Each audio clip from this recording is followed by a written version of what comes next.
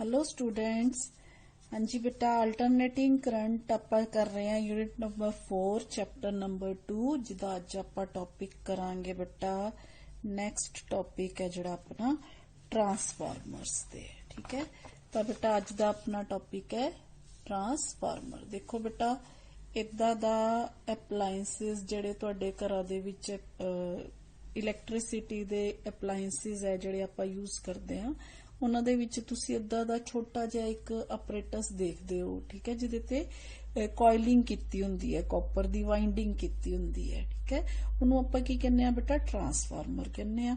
ਠੀਕ, ਹੁਣ ट्रांसफार्मर ਹੁੰਦਾ ਕੀ ਹੈ बेटा? ट्रांसफार्मर ਹੈ ਜਿਹੜਾ ਇਹ ਸਟੈਟਿਕ ਪੀਸ ਆਫ ਆਪਰੇਟਸ ਹੈ ਜਿਹਦੇ ਨਾਲ ਆਪਾਂ ਕੀ ਕਰਦੇ, ਇਲੈਕਟ੍ਰਿਕ ਪਾਵਰ ਹੈ ਜਿਹੜੀ ਟ੍ਰਾਂਸਫਰ ਕਰਦੇ ਆ from one alternating circuit to another alternating circuit. ठीक है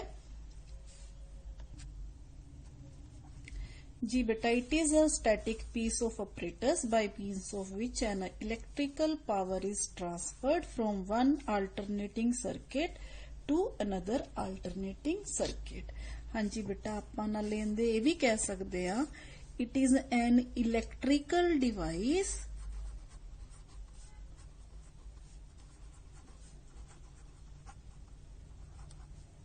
for converting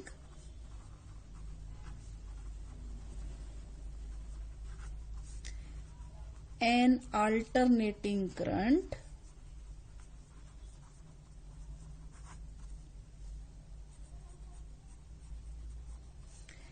at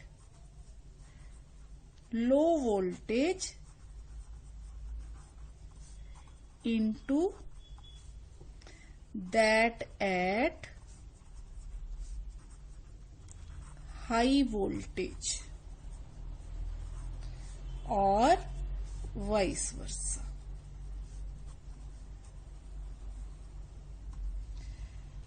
हाँ जी बेटा, जे ਆਪਾਂ ट्रांसफार्मर यूज करते हैं ना, जिवें अपने घरां दे विच मान लो किन्ने सारे अपलायंसिस हुंदे आ, हर अपलायंसिस नूं ना एक स्पैसिफिक वोल्टेज चाहिदी हुंदी है।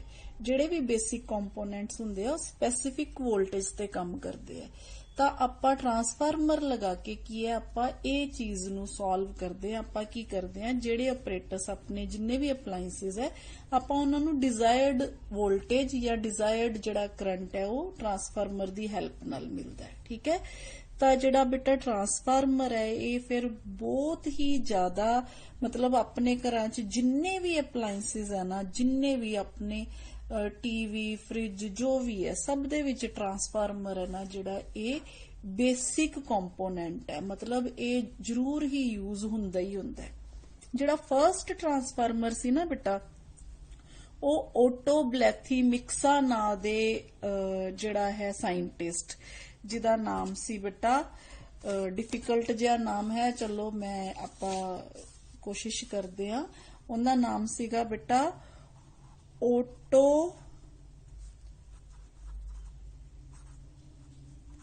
ब्लाथी-मिक्सा।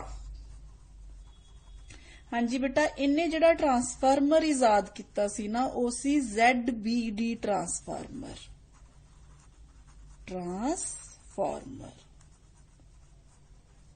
ते बेटा किया सी इन 1885 दे विच। ठीक है, फर्स्ट ट्रांसफार्मर बनाया सी बेटा इस साइंटिस्ट ने, पर इनकी कुछ डिजाइनिंग इहो जी सी कि इनकी डिजाइनिंग करके जिहड़ा ट्रांसफार्मर है ये प्रैक्टिकली यूज नहीं हो सकिया। उस तो बाद विलियम स्टेनले आया बेटा, विलियम स्टेनले दे, विलियम स्टेनले। ठीक है, इन्हें बेटा 3 फेस ट्रांसफार्मर बनाया जिहड़ा कि मोर प्रैक्टिकल सीगा, ते ए यूज होया बेटा 1886 दे विच USA दे विच यूज होया फर्स्ट टाइम। ठीक है, जिहड़ा इन्हें ट्रांसफार्मर बनाया वो 3 फेस ट्रांसफार्मर सी, ते उनकी डिजाइनिंग इहो जी सी कि उन्होंने यूज प्रैक्टिकली उन्होंने यूज किया जा सकता सी। ये सी बेटा ट्रांसफार्मर की कहानी। हुण है कि ट्रांसफार्मर वर्क किहड़े प्रिंसीपल ते करदा है जी बेटा? ये वर्क करदा है प्रिंसीपल ऑफ म्यूचुअल इंडक्शन ते। हुण म्यूचुअल इंडक्शन की है बेटा? आपां लास्ट चैप्टर दे विच पढ़िया कि when a changing current passed through one of the two inductively coupled coils, an induced EMF is set up in the other। यानी कि दो coils है जड़ियां कपल जड़ियां लपेटियां जांदियां एक फ्रेम दे उपर, ठीक है, ਤੇ ਉਹਨਾਂ ਨੂੰ ਇਦਾਂ ਕਪਲ ਕੀਤਾ ਜਾਂਦਾ ਹੈ ਕਿ ਜਦੋਂ ਆਪਾਂ ਇੱਕ ਦੇ ਵਿੱਚੋਂ ਆਲਟਰਨੇਟਿੰਗ ਕਰੰਟ ਪਾਸ ਕਰਦੇ ਆ ਤੇ ਉਹਦੇ ਕਰਕੇ ਇੰਡਿਊਸਡ ਈਐਮਐਫ ਪ੍ਰੋਡਿਊਸ ਹੁੰਦੀ ਹੈ ਬੇਟਾ ਦੂਸਰੀ ਕੋਇਲ ਦੇ ਵਿੱਚ। ਇਹ ਹੈ ਇਹਦਾ ਪ੍ਰਿੰਸੀਪਲ। ਹੁਣ ਆਪਾਂ ਕਰਾਂਗੇ ਬੇਟਾ ਇਹਦੀ ਕੰਸਟਰਕਸ਼ਨ ਕਿ ਜਿਹੜਾ ਟਰਾਂਸਫਾਰਮਰ ਹੈ ਉਹਦੀ ਕੰਸਟਰਕਸ਼ਨ ਕੀ ਹੈ, ਠੀਕ ਹੈ। ਹਾਂਜੀ ਬੇਟਾ ਦੇਖੋ ਕੰਸਟਰਕਸ਼ਨ ਆਫ ਟਰਾਂਸਫਾਰਮਰ ਕੀ ਹੈ। ਇਹ ਟਰਾਂਸਫਾਰਮਰ ਦੇ ਵਿੱਚ ਬੇਟਾ ਦੋ ਕੋਇਲਸ ਹੁੰਦੀਆਂ, ਠੀਕ ਹੈ, of insulated copper wire having different number of turns and wound on the same soft iron core। Uh same soft iron core है जिदे ऊपर दो coils है जड़ियां देखो एक इधर लपेटी हुई है एक इधर लपेटी हुई है। ਜਿਹੜੀ ਪ੍ਰਾਇਮਰੀ ਕੋਇਲ ਹੁੰਦੀ ਹੈ ਬੇਟਾ ਦਿਸ ਇਜ਼ ਪ੍ਰਾਇਮਰੀ ਕੋਇਲ ਜਿਹਨੂੰ ਆਪਾਂ ਪੀ ਨਾਮ ਦੇ ਦਿੰਨੇ ਆ, ਠੀਕ ਹੈ। ਪ੍ਰਾਇਮਰੀ ਕੋਇਲ ਜਿਹੜੀ ਹੈ ਟੂ ਵਿਚ ਇਲੈਕਟ੍ਰੀਕਲ એનર્ਜੀ ਇਜ਼ ਸਪਲਾਈਡ, ਠੀਕ ਹੈ। ਇਹਦੇ ਵੱਲ ਆਪਾਂ ਕੀ ਕਰਦੇ ਆ ਬੇਟਾ ਇਲੈਕਟ੍ਰੀਕਲ એનર્ਜੀ ਹੈ ਜਿਹੜੀ ਉਹ ਸਪਲਾਈ ਕਰਦੇ ਆ। ਤੇ ਜਿਹੜੀ ਸੈਕੰਡਰੀ ਕੋਇਲ ਹੈ ਨਾ ਬੇਟਾ ਸੈਕੰਡਰੀ ਕੋਇਲ ਦੇ ਵਿੱਚ ਆਪਾਂ ਕੀ ਹੈ એનર્ਜੀ ਇਜ਼ ਡਰਾਨ ਔਰ ਆਊਟਪੁੱਟ ਇਜ਼ ਓਬਟੇਨਡ। ਇਧਰੋਂ ਆਪਾਂ ਆਊਟਪੁੱਟ ਓਬਟੇਨ ਕਰਦੇ ਆ। ਦੇਖੋ ਇਧਰੋਂ ਆਪਾਂ ਵੋਲਟੇਜ ਦਿੱਤੀ, ਇਧਰੋਂ ਆਪਾਂ ਜਿਹੜਾ ਬਲਬ ਹੈ ਉਹ ਇਧਰ ਗਲੋ ਕਰਨਾ ਸ਼ੁਰੂ ਹੋ ਗਿਆ। ਤਾਂ ਇਹ ਹੈ ਬੇਟਾ ਆਪਣਾ ਟਰਾਂਸਫਾਰਮਰ ਦੀ ਸਟਰਕਚਰ। ਅੱਛਾ ਬੇਟਾ ਹੁਣ ਜਿਹੜਾ ਟਰਾਂਸਫਾਰਮਰ ਹੁੰਦਾ ਹੈ ਇਹਦੇ ਚ ਦੋ ਤਰ੍ਹਾਂ ਦੇ ਹੁੰਦੇ, ਇੱਕ ਹੁੰਦਾ ਸਟੈਪ ਅਪ ਟਰਾਂਸਫਾਰਮਰ, ਇੱਕ ਹੁੰਦਾ ਸਟੈਪ ਡਾਊਨ ਟਰਾਂਸਫਾਰਮਰ, ਠੀਕ ਹੈ। ਹੁਣ ਜਿਹੜਾ ਆਹ ਵਾਲਾ ਟਰਾਂਸਫਾਰਮਰ ਹੈ ਬੇਟਾ ਇਹ ਜਿਹੜਾ ਹੈ ਇਹ ਹੈ ਆਪਣੇ ਕੋਲ ਸਟੈਪ ਅਪ ਟਰਾਂਸਫਾਰਮਰ। ਇਹ ਕਿਵੇਂ ਆਪਾਂ ਨੂੰ ਪਤਾ ਚੱਲਦਾ ਹੈ ਇਹਦੇ ਚ ਦੇਖੋ ਆ ਜਿਹੜੀਆਂ ਕੋਇਲਸ ਹੈ ਇਹਨਾਂ ਦੀ ਨੰਬਰਿੰਗ ਜੇ ਤੁਸੀਂ ਕਰੋਗੇ ਇਹ ਘੱਟ ਨੰਬਰ 'ਚ ਹੈ ਤੇ ਇੱਧਰ ਜ਼ਿਆਦਾ ਨੰਬਰ 'ਚ ਹੈ। ਯਾਨੀ ਕਿ ਸਟੈਪ ਅਪ ਦੇ ਵਿੱਚ ਆਪਣੇ ਕੋਲ ਨੰਬਰ ਆਫ ਪ੍ਰਾਇਮਰੀ ਕੋਇਲਸ ਹੈ ਨਾ ਜਿਹੜੀਆਂ ਉਹ less than number of secondary coils ਹੁੰਦੀਆਂ, ਠੀਕ ਹੈ। ਤਾਂ ਦਿਸ ਇਜ਼ ਸਟੈਪ ਅਪ। ਹਾਂਜੀ ਬੇਟਾ ਹੁਣ ਇਹ ਤਾਂ ਹੋ ਗਿਆ ਸਟੈਪ ਅਪ। ਹੁਣ ਸਟੈਪ ਡਾਊਨ ਟਰਾਂਸਫਾਰਮਰ ਕਿਹੜਾ ਹੁੰਦਾ ਹੈ? ਸਟੈਪ ਡਾਊਨ ਟਰਾਂਸਫਾਰਮਰ ਜਿਹੜਾ ਹੋਏਗਾ ਉਹਦੇ ਚ ਜਦੋਂ ਤੁਸੀਂ ਦੇਖੋਗੇ ਜਿਹੜੀਆਂ ਕੋਇਲਸ ਦੀ ਵਾਈਂਡਿੰਗ ਕੀਤੀ ਹੋਈ ਹੈ ਨਾ ਬੇਟਾ ਉਹ ਕੀ ਹੈ ਨੰਬਰ ਆਫ ਜਿਹੜੀਆਂ ਪ੍ਰਾਇਮਰੀ ਜਿਹੜੀਆਂ ਟਰਨਸ ਹੈ ਜਿਹੜੀਆਂ ਇਧਰਲੇ ਪਾਸੇ ਆਪਣੇ ਕੋਲ ਵਾਉਂਡ ਹੁੰਦੀਆਂ ਇੱਧਰ ਆਪਣੇ ਕੋਲ ਜ਼ਿਆਦਾ ਹੁੰਦੀਆਂ, ਠੀਕ ਹੈ, ਤੇ ਇੱਧਰ ਆਪਣੇ ਕੋਲ ਘੱਟ ਟਰਨਸ ਹੁੰਦੀਆਂ, ਠੀਕ ਹੈ। ਇਧਰੋਂ ਆਪਾਂ ਇਨਪੁਟ ਦਿੰਨੇ ਆ, ਇਧਰੋਂ ਆਪਾਂ ਆਊਟਪੁੱਟ ਹੈ ਜਿਹੜੀ ਓਬਟੇਨ ਕਰਦੇ ਆ। ਤਾਂ ਬੇਟਾ this is step down transformer, ਠੀਕ ਹੈ। ਇਸ ਟਰਾਂਸਫਾਰਮਰ ਦੇ ਵਿੱਚ number of primary turns greater than number of secondary turns, ठीक है। हाँ जी बेटा जे तुसी हुण ध्यान नाल समझो देखो बेटा स्टैप अप दा की मतलब है। स्टैप अप च मान लो इधर जड़ियां नंबर ऑफ टर्न्स है ना अपने कोल नंबर ऑफ टर्न्स है जड़ियां 5 टर्न्स है, ठीक है। 5 टर्न्स है ते आपां जिहड़ी इनपुट वोल्टेज दे रहे हैं ना बेटा वो हैगी है मान लो अपने कोल 110 वोल्ट, ठीक है। हुण जिधर वोल्टेज ज्यादा है इधर करंट है मान लो अपने कोल वोल्टेज है 110 वोल्ट, करंट है अपने कोल मान लो 10 एम्पीयर, ठीक है। ये है बेटा अपने प्राइमरी कॉइल वाली साइड ते। हुण आपां आ जाइए सैकेंडरी कॉइल वाली साइड ते। हुण सैकेंडरी कॉइल च की है नंबर ऑफ टर्न्स है जड़ियां इंक्रीज हो गईयां। तां मान लो बेटा आपां इधर नंबर ऑफ टर्न्स है जड़ियां वो लईयां सी 5 तां दूजे पासे आपां जड़ियां लईयां 20 हो गईयां, ठीक है। 20 टर्न्स हो गया। एक इधरले पासे है सैकेंडरी वाली साइड ते इधर प्राइमरी साइड। हुण वोल्टेज ने की होना है स्टैप अप होना है। आपां स्टैप अप दी गल कर रहे हैं है ना। तो स्टैप अप होना मीन्स 110 वोल्ट इधर है तो इधर कितनी हो जाएगी बेटा इधर वोल्टेज है जिहड़ी वो हो जाएगी मान लो अपने कोल 220 वोल्ट होगी, 220 वोल्ट्स होगी, ठीक है। तो हुण अपने कोल बेटा जे अपने कोल इधर जिहड़ा करंट है वो अपने कोल 10 एम्पीयर है, मान लो इधर जाके करंट है जिहड़ा वो कितना हो गया 5 एम्पीयर हो गया। ठीक है। अच्छा बेटा हुण देखो करंट है ते वोल्टेज है, इधर करंट ते वोल्टेज है जिहड़ी जे आपां इन्हां दोनां नूं मल्टीप्लाई कर दईए अपने कोल पावर हुंदी है ना, ते इधर पावर कितनी होएगी बेटा, इधर पावर है जिहड़ी अपने कोल होएगी 1100 वाट। ठीक है। ते इधर भी कितनी होएगी अपने कोल पावर 1100 वाट। ठीक है। तो इना मतलब की है बेटा जिहड़ी इलैक्ट्रिकल पावर है जिहड़ी एक पास्यों दूसरे पासे है जिहड़ी वो की होगी अपने कोल ट्रांसफर होगी। ठीक है। आपां कहना electric power is transferred from one alternating circuit to other alternating circuit. ते जिहड़ी दूसरी साइड है वो आपां किहदे नाल कनैक्ट कीती हुंदी, लोड नाल कनैक्ट कीती हुंदी है। ठीक है। तो this is functioning of step up transformer, किदी स्टैप अप ट्रांसफार्मर दी। इसे तरह बेटा हुण स्टैप डाउन ट्रांसफार्मर ते आ जाओ। मान लो आपां स्टैप डाउन ट्रांसफार्मर ते आपां नूं की हुंदा है, वोल्टेज है जिहड़ी वो आपां नूं घट के मिलदी है। यानी कि मान लो आपां बेटा इत्थे 1000 वोल्ट है अपने कोल, प्राइमरी वाली साइड ते कितनी है 1000 वोल्ट। जदों दूजे पासे आएगी मान लो अपने कोल कितनी आ गई 200 वोल्ट।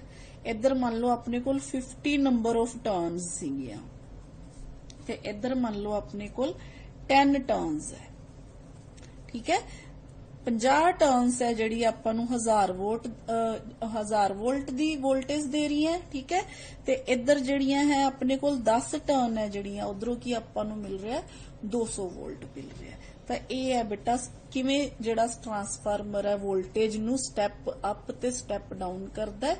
ठीक है। वोल्टेज दी जिहड़ा वर्किंग है वो ਆਪਾਂ इदा समझ सकते हैं, as the alternating current flows through the primary it generates an alternating magnetic flux in the core which also passes through the secondary. ठीक है। This changing flux set up an induced EMF in the secondary, also a self induced EMF in the primary. ठीक है।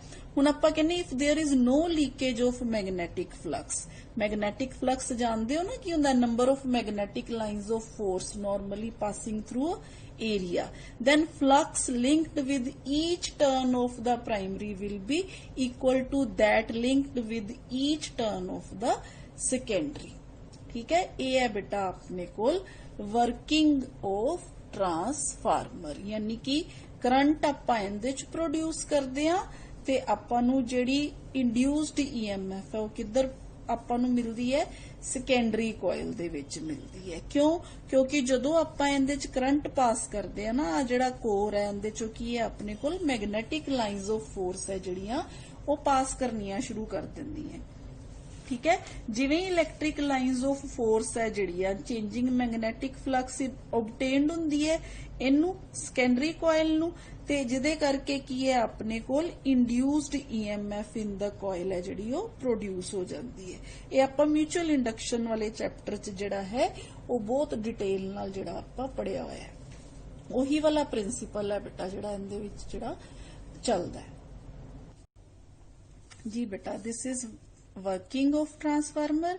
Now बेटा if there is no leakage of magnetic flux, आप मान लीए जे primary coil चो जिन्नी मैग्नेटिक फ्लक्स है वो सारी दी सारी लिंक हो रही है सेकेंडरी कॉइल दे विच। ठीक है। If there is no leakage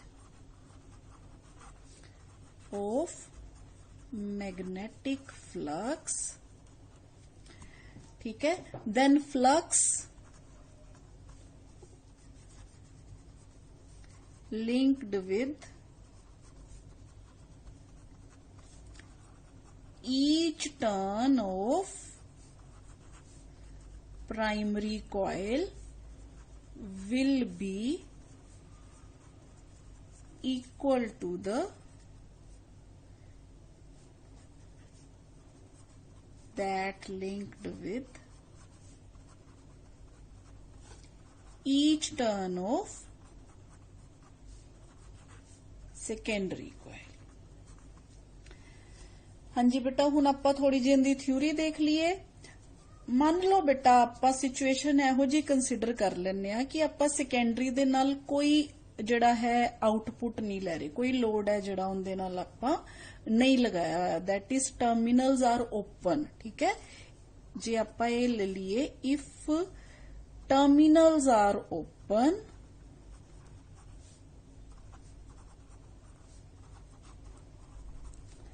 that is no load is connected to the secondary, no load is connected to the S coil। ठीक है, ਤਾਂ ਬੇਟਾ ਆਪਣੇ ਕੋਲ ਫਿਰ ਇਸ ਸਿਚੁਏਸ਼ਨ ਤੇ ਆਪਣੇ ਕੋਲ ਕੀ ਹੋਏਗਾ, induced EMF in the primary coil, ਜਿਹਨੂੰ ਆਪਾਂ E1 ਨਾਲ ਲਿਖ ਲੈਂਦੇ ਆ। ਠੀਕ ਹੈ, ਇਹਨੂੰ ਕਈ ਇਸ ਤਰ੍ਹਾਂ ਵੀ ਲਿਖ ਦਿੰਦੇ ਆ, ਇਸ ਤਰ੍ਹਾਂ ਥੋੜਾ ਜਿਹਾ ਘੁਮਾ ਕੇ, EMF ਹੈ ਜਿਹੜਾ -N1 d∅dt। ਠੀਕ ਹੈ, ਇਹ ਆਪਾਂ ਬੇਟਾ ਇੰਡਕਸ਼ਨ ਵਾਲੇ ਚੈਪਟਰ ਚ ਫਾਰਮੂਲਾ ਕੀਤਾ ਹੈ। ਇੰਡਿਊਸਡ EMF ਹੈ ਉਹ ਜਿਹੜੀ ਕਿਹਦੇ ਬਰਾਬਰ ਹੁੰਦੀ ਹੈ, minus of number of turns into rate of change of flux.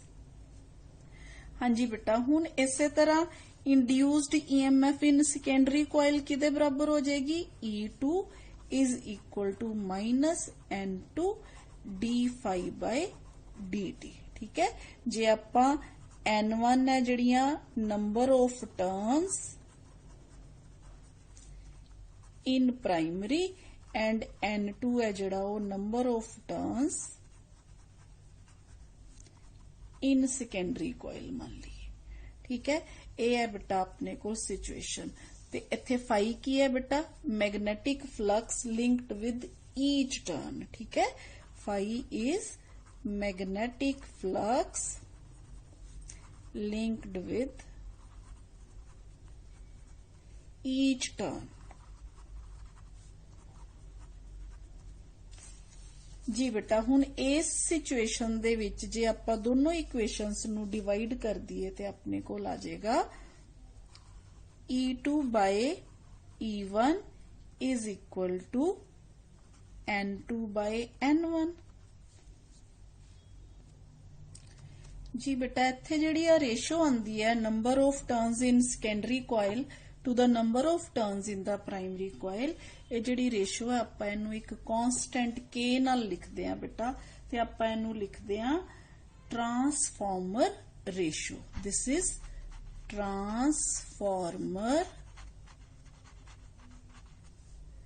Ratio. ਹਾਂਜੀ ਬੇਟਾ, ਹੁਣ ਟਰਾਂਸਫਾਰਮਰ ਰੇਸ਼ੋ ਹੈ ਜਿਹੜੀ ਉਹ ਆਪਾਂ ਨੂੰ ਕੀ ਦੱਸਦੀ ਹੈ, ਦੇਖੋ ਬੇਟਾ, ਜੇ ਆਪਾਂ ਗੱਲ ਕਰੀਏ, ਮੰਨ ਲਓ ਨੰਬਰ ਆਫ ਟਰਨਸ ਇਨ ਜਿਹੜੀ ਸੈਕੰਡਰੀ ਹੈ ਉਹ ਲੈਸ ਦੈਨ ਹੈ number of turns in primary. ਠੀਕ ਹੈ, ਚਾਹੇ ਇਹਨੂੰ ਤੁਸੀਂ NS ਐਂਡ NP ਨਾਲ ਲਿਖ ਸਕਦੇ ਹੋ, NS is less than NP। ਤਾਂ ਆਪਣੇ ਕੋਲ ਜਿਹੜਾ ਹੈ K ਹੈ ਬੇਟਾ ਉਹ ਕਿਦੇ ਤੋਂ ਘਟ ਜਾਏਗਾ, 1 ਤੋਂ ਘਟ ਜਾਏਗਾ। ठीक है, ऊपर है जड़ियां अपनियां घट टर्न्स है, नीचे है जड़ियां अपनियां ज्यादा टर्न्स है। तो अपने कोल जड़ा फॉर्मूला है NS by N1 है, ते जदों अपने कोल ये वाली कंडीशन आ गई NS है जड़ा लेस देन NP हो गया, तो अपने कोल K है जड़ा वो घट जाएगा। तो बेटा this is case for step down transformer. ठीक है, स्टेप डाउन ट्रांसफार्मर, क्योंकि हुणे आपां कीता कि नंबर ऑफ सैकंडरी है जड़ियां किहड़े केस च घट हुंदी है, स्टेप डाउन ट्रांसफार्मर च घट हुंदी है। ठीक है, इहदा मतलब ये हो गया बेटा transformer in which voltage across secondary is less than, ते जे आपां ए वाली कंडीशन लगावांगे ते अपने कोल ES is less than EP आ जाएगा, यानी कि E2 is less than E1 आ जाएगा। ठीक है, ਆਪਾਂ ਸੈਕੰਡਰੀ ਨੂੰ E2 ਮੰਨਿਆ, EMF ਕਰਕੇ ਮੰਨਿਆ, ਤੇ ਪ੍ਰਾਇਮਰੀ ਹੈ ਜਿਹੜਾ ਆਪਾਂ ਉਹਨੂੰ E1 ਕਰਕੇ ਮੰਨਿਆ। ਤਾਂ this is condition of step down transformer, यानी कि सैकेंडरी वोल्टेज आपां नूं घट मिल रही है, प्राइमरी वोल्टेज है जिहड़ी ओह की है आपां नूं आपां ज्यादा दे रहे हैं। ठीक है, इस तरह बेटा if NS is greater than NP then K is greater than 1, ਤੇ ਜੇ k greater than 1 है तो इस केस च अपने कोल की है ES is greater than EP, ठीक है, या E2 is greater than E1। तो ये वाला जिहड़ा केस है बेटा अपने कोल किहड़ा केस है, स्टैप अप ट्रांसफार्मर दा केस है, स्टैप अप ट्रांसफार्मर। तो बेटा ये है अपने कोल ट्रांसफार्मर रेशो है जिहड़ी उनदा रोल जी। बेटा हुण आपां मान लैंदे आ कि आपां सर्किट है जिहड़ा ओह क्लोज करता, ठीक है। जदों आपां सर्किट क्लोज करता आपां मान लिया let IS and IP be the current flowing through primary and secondary coil. ते जे IS ते IP करंट है ते अपने कोल ES ते EP EMF है, तो बेटा अपने कोल इनपुट पावर फिर कितनी हो जाएगी, इनपुट पावर है जिहड़ी आपां प्राइमरी च दे रहे हैं, ठीक है। इनपुट पावर जिहड़ी है अपने कोल हो जाएगी बेटा EP इंटू IP, ठीक है। इसे तरह बेटा अपने कोल आउटपुट पावर किहड़ी हो जाएगी, जिहड़ी आपां सैकेंडरी चों ले रहे हैं, ठीक है। आउटपुट पावर है जिहड़ी ओह किहदे बराबर हो जाएगी, ES IP, ठीक है। हुण आइडियल कंडीशन च जदों आपां कहा when there is no loss of energy, ठीक है, when no loss of energy,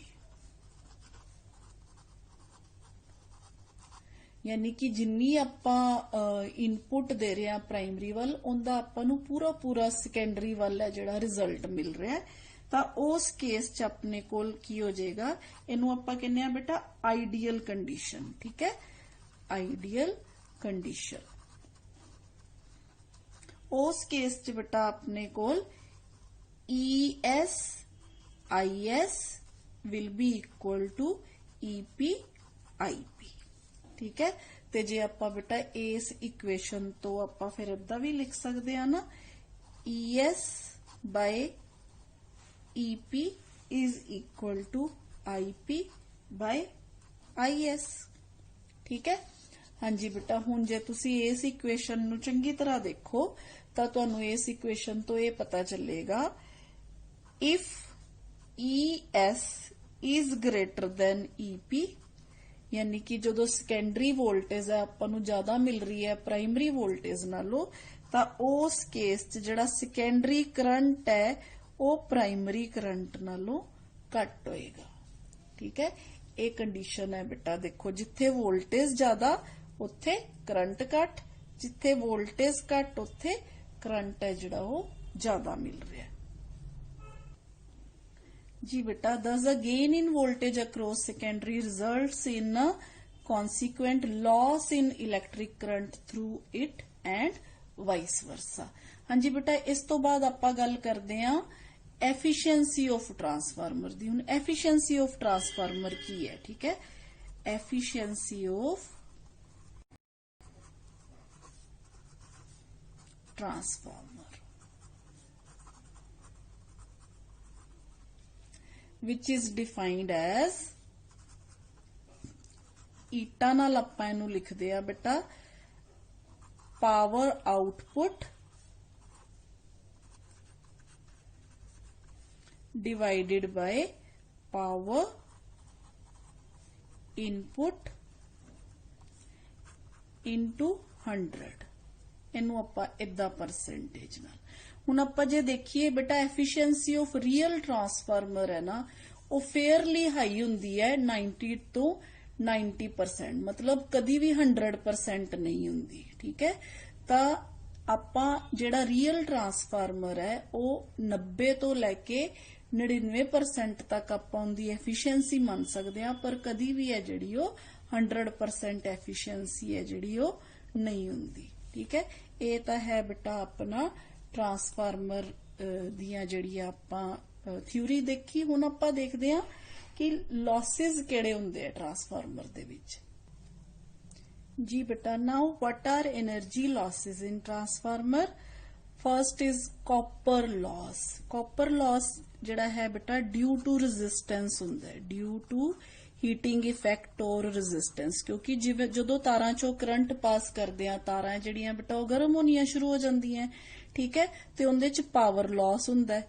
power loss है जिहड़ा वो किहदे बराबर हुंदा है, power loss is equal to I square R। ਠੀਕ ਹੈ, ਇਹ ਆਪਾਂ ਪੜਿਆ ਹੋਇਆ ਹੈ, ਜਿਹਦੇ ਕਰਕੇ ਕੀ ਹੈ ਬੇਟਾ, ਇਹ એનર્ਜੀ ਹੈ ਜਿਹੜੀ ਉਹ ਲਾਸ ਹੁੰਦੀ ਹੈ। ਠੀਕ ਹੈ, ਤੇ ਇਹਨੂੰ ਆਪਾਂ ਕਿਵੇਂ ਮਿਨੀਮਾਈਜ਼ ਕਰ ਸਕਦੇ ਹਾਂ ਬੇਟਾ, ਇਹਨੂੰ ਆਪਾਂ ਮਿਨੀਮਾਈਜ਼ ਕਰ ਸਕਦੇ ਹਾਂ ਜੇ ਆਪਾਂ ਥਿਕ ਵਾਇਰਸ ਹੈ ਜਿਹੜੀਆਂ ਉਹ ਯੂਜ਼ ਕਰੀਏ, ਥਿਕ ਕਾਪਰ ਵਾਇਰਸ। ਕਿਉਂ? ਕਿਉਂਕਿ ਉਹ ਜਿਹੜੀਆਂ ਲੋ ਰੈਜ਼ਿਸਟੈਂਸ ਹੁੰਦਾ ਉਹਨਾਂ 'ਚ। ਠੀਕ ਹੈ, ਲੋ ਰੈਜ਼ਿਸਟੈਂਸ ਮੀਨਸ ਘੱਟ ਹੀਟ। ਇਹ ਹੈ ਬੇਟਾ ਕਾਪਰ ਲੋਸ। ਫਿਰ ਆ ਗਿਆ ਬੇਟਾ ਐਡੀ ਕਰੰਟ। ਹੁਣ ਐਡੀ ਕਰੰਟਸ ਹੈ ਜਿਹੜਾ ਆਪਾਂ ਪੜ੍ਹੇ ਹੋਏ ਆ, ਐਡੀ ਕਰੰਟਸ ਕੀ ਹੈ, ਜਦੋਂ ਆਲਟਰਨੇਟਿੰਗ ਮੈਗਨੈਟਿਕ ਫਲਕਸ ਹੁੰਦੀ ਹੈ ਤਾਂ ਉਹਦੇ ਕਰਕੇ ਐਡੀ ਕਰੰਟਸ ਹੈ ਜਿਹੜੇ ਆਇਰਨ ਕੋਰ ਦੇ ਵਿੱਚ એનર્ਜੀ ਲਾਸ ਕਰਦੇ ਆ। ਠੀਕ ਹੈ, this loss can be reduced by using laminated iron core. ਮਤਲਬ ਆਪਾਂ ਕੀ ਕਰ ਸਕਦੇ ਆ, ਵਾਈਂਡਿੰਗ ਜਿਹੜੇ ਇੱਕ ਪਲੇਟ ਦੇ ਨਾਲ ਦੂਸਰੀ ਪਲੇਟ ਜਦੋਂ ਆਪਾਂ ਉਹਨੂੰ ਜੋੜ ਕੇ ਰੱਖਦੇ ਆ, ਆਪਾਂ ਨੂੰ ਲੈਮੀਨੇਸ਼ਨ ਕਰ ਸਕਦੇ ਆ ਤਾਂ ਕਿ ਇੱਕ ਵਾਇਰ ਦੀ ਜਿਹੜੀ ਫਲਕਸ ਹੈ ਉਹ ਦੂਸਰੀ ਵਾਇਰ ਤੱਕ ਜਿਹੜੀ ਹੈ ਉਹਨੂੰ ਡਿਸਟਰਬ ਨਾ ਕਰੇ। ਤਾਂ ਬੇਟਾ ਇਹਨੂੰ ਆਪਾਂ ਜਿਹੜਾ ਐਡੀ ਕਰੰਟਸ ਹੈ ਜਿਹੜੇ ਉਹ ਕੀ ਹੈ ਆਪਣੇ ਕੋਲ ਜੀ ਬੇਟਾ, due to alternating magnetic flux and these can be reduced by eddy current losses ਹੈ ਜਿਹੜੇ ਉਹਨੂੰ ਆਪਾਂ reduce ਕਰ ਸਕਦੇ ਆ laminated iron core ਦੀ help ਨਾਲ। next ਆ ਗਿਆ ਬੇਟਾ ਆਪਣੇ ਕੋਲ hysteresis loss। ਹੁਣ hysteresis loss ਹੈ ਜਿਹੜਾ ਬੇਟਾ, ਇਹ ਕੀ ਹੁੰਦਾ ਹੈ, ਵਾਰੀ-ਵਾਰੀ ਮੈਗਨੇਟਾਈਜੇਸ਼ਨ ਐਂਡ ਡੀਮੈਗਨੇਟਾਈਜੇਸ਼ਨ ਹੁੰਦੀ ਰਹਿੰਦੀ ਹੈ ਜਦੋਂ ट्रांसफार्मर ਦੇ ਵਿੱਚ।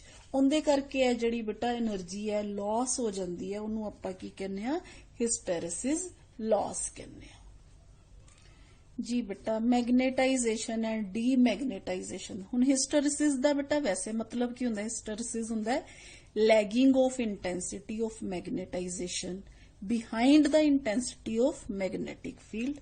ਯਾਨੀ ਕਿ ਜਦੋਂ ਆਪਾਂ ਬੇਟਾ ਕਿਸੇ ਚੀਜ਼ ਐਕਸਟਰਨਲੀ ਆਪਾਂ ਕੋਈ ਮੈਗਨੈਟਿਕ ਫੀਲਡ ਲੈ ਕੇ ਆਈਏ ਕਿਸੇ ਸਿਸਟਮ ਦੇ ਕੋਲ, ਤੇ ਉਹਦੇ ਚ ਮੈਗਨੈਟਿਕ ਫਲਕਸ ਪ੍ਰੋਡਿਊਸ ਹੋ ਜਾਂਦੀ ਹੈ।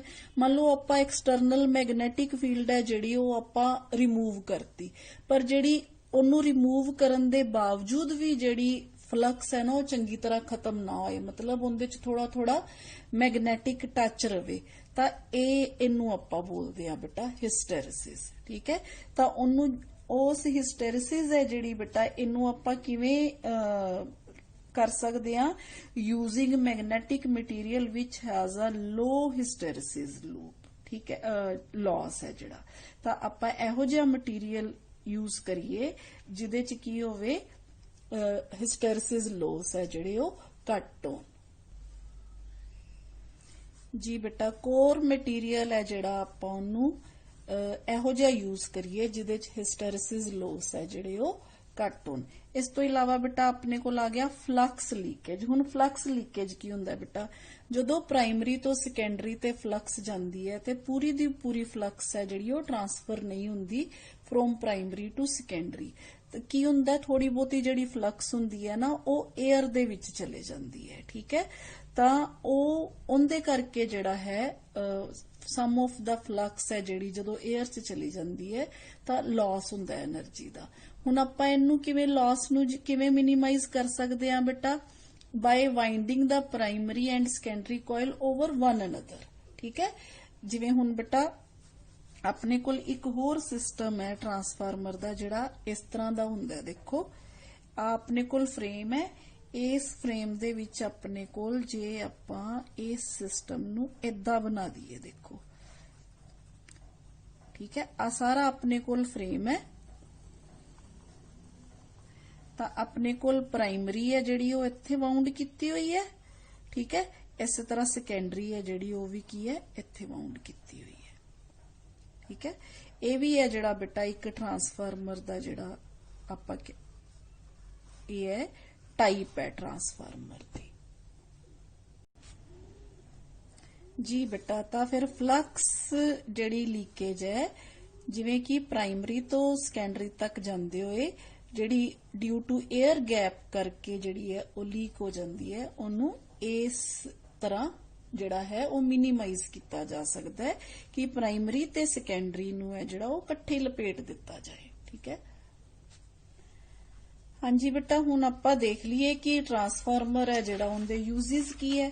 ठीक है, आ देखो बेटा, जे तुसी देखो इहदे विच ट्रांसफार्मर है जिहड़ा पावर जनरेटिंग स्टेशनस है जिहड़े उन्हां तो जिहड़ी पावर है बेटा ਉਹ ਜਿਹੜੀ है स्टैप अप पावर ट्रांसफार्मर लगे हुंदे आ उत्थे।